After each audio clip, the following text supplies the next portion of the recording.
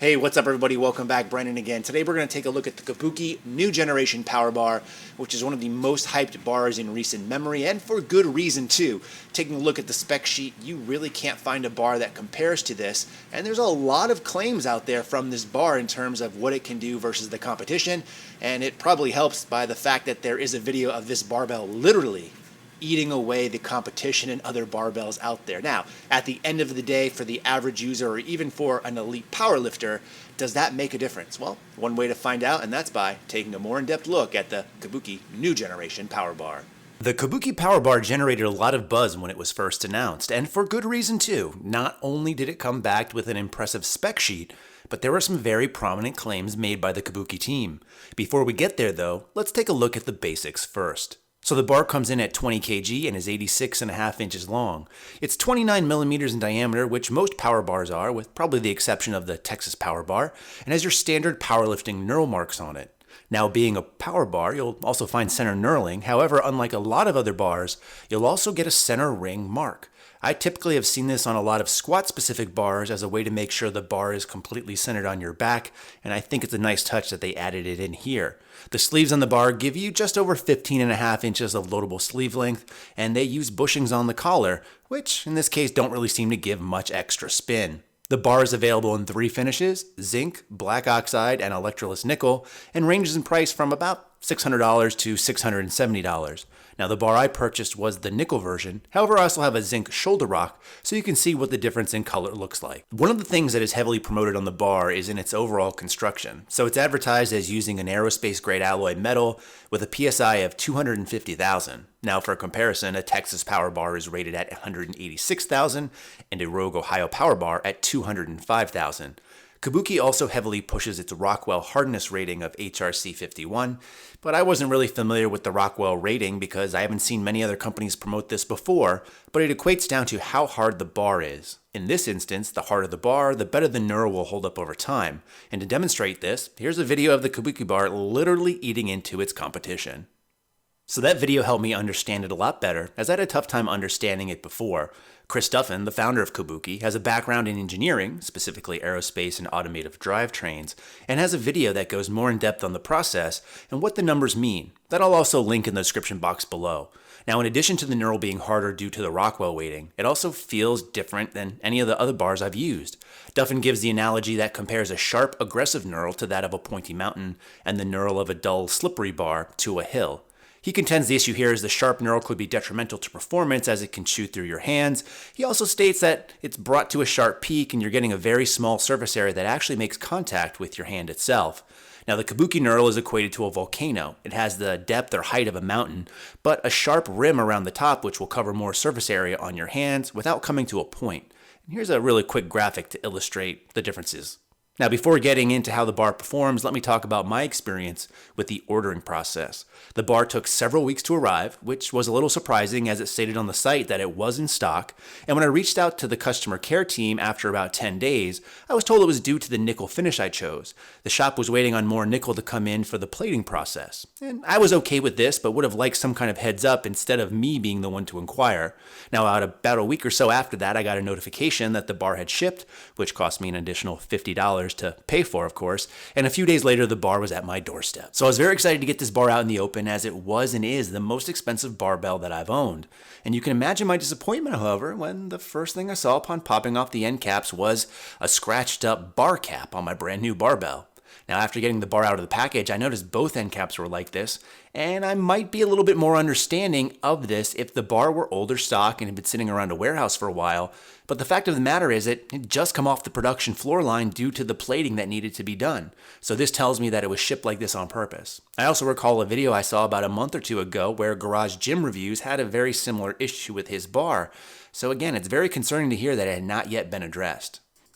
I will say after reaching out to the team, they apologized to the issue and mentioned the caps they initially approved of were of a higher quality, but the ones they were sent for production were of a lesser quality. And again, this is understandable. I know a lot of people in the YouTube apparel game. who have this bait and switch done to them all the time. And the team also mentioned that they were working on getting a new pressed end cap in and sent me a picture of one of the prototypes.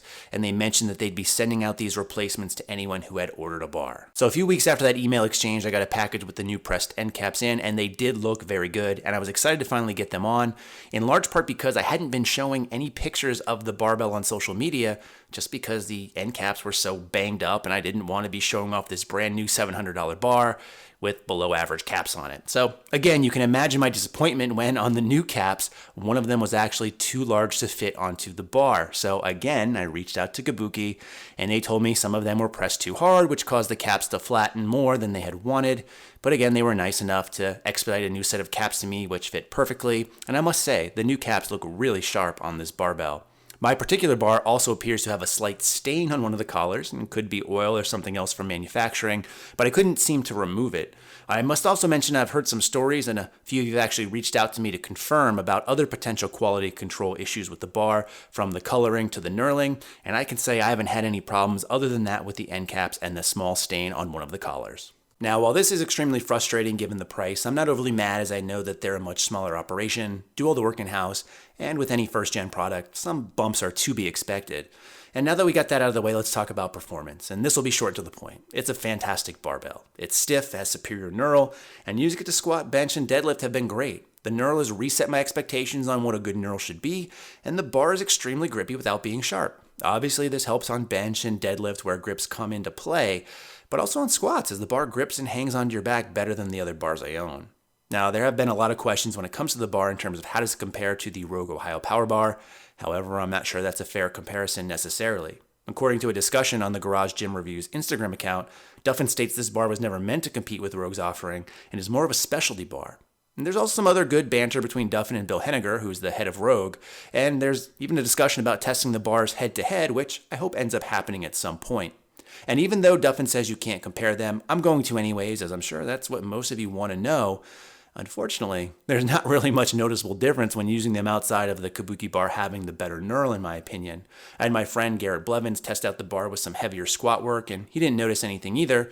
However, after watching the video and posting it to Instagram, some commented it appeared to be a bit more whippy. Now personally, I think the difference in that regard is a bit negligible, as even though these are stiff bars, once you start dealing with that much weight, you'll still get some bend or flex. And for those that disagree, take a look at Ray Williams squatting with an Alico bar. So there you go. That's the Kabuki new generation power bar, and to be honest, it's a fantastic barbell. If you have access to one or could use one in your gym, I highly suggest it. I don't think you'll be disappointed. In fact, I've actually found myself using this barbell more than my Rogue Ohio Power Bar, which was my previously favorite all-around bar. And that's for one main reason, and that's because it's really reset my definition of what I consider to be good knurling. You guys probably know from previous videos, my all-time favorite grippy bar has been the Rogue original West Side Power Bar because it's super sharp and the knurling was just super aggressive, which I like. My hands can take it. They can take up to a lot of beating. I have hard hands, probably from all those years of playing Nintendo, if you know what I'm saying. And I really just like a super aggressive barbell, and that's what I would always associate with good knurling. The more aggressive, the better the knurl, in my opinion. However, I know I'm not necessarily in the majority there, as many people don't like that super aggressive knurling because they can get their hands torn up, things bleed, rip, and it's just uncomfortable, so completely understandable. However, with this Kabuki bar, it has very good grip on the knurling without being sharp or pointy, so it's very weird feeling. It's almost like it's a grippy bar, so my opinion of knurling has changed a little bit. It doesn't necessarily have to be sharp and super aggressive to still be a very good grip. So that's something to definitely consider, and it's probably one of the reasons I've been using it more than my Rogue Ohio Power Bar. That being said, however, at the end of the day, I don't know if I can necessarily say you should go out and buy one. In fact, I think it's a very hard sell for a lot of people, especially if you're in a home gym environment like myself, due to the price point. So as I talked about already, this bar has a couple of different finishes, and when you start to factor in shipping as well, even the base model is going to run you roughly around $650. Now, in comparison to the Rogue Ohio Power Bar, again, my all-around favorite bar previously, you're looking at literally almost a third of the cost for the base model. Rogue charges $250, typically $15 for shipping, so $265 versus $650. That's a very tough sell, even if the knurling on this might be a little bit better or less abrasive on your hands. Now, that being said, I don't necessarily know that this is meant to compete directly with the Ohio Power Bar, kind of in the same vein how the Alico bar doesn't mean to compete with the Ohio Power Bar. But for most people out there, I don't think you're going to see that much of a difference in performance, even in the case of an elite powerlifter like Garrett Blevins, who you could see on the squat, the bar didn't seem to behave any differently once you start putting a ton of weight on it. So even though it has great specs, a good knurl, the price point for me is probably a little bit too high where it would make most sense for a lot of people out there. But at the end of the day, of course, it's going to be your decision. As I said, you won't be disappointed if you buy this barbell. However, you might be out a few more dollars. Hopefully that answers all your questions on the bar. If you have more, leave them in the comment section below. In the meantime, as always, thanks for watching and stay big.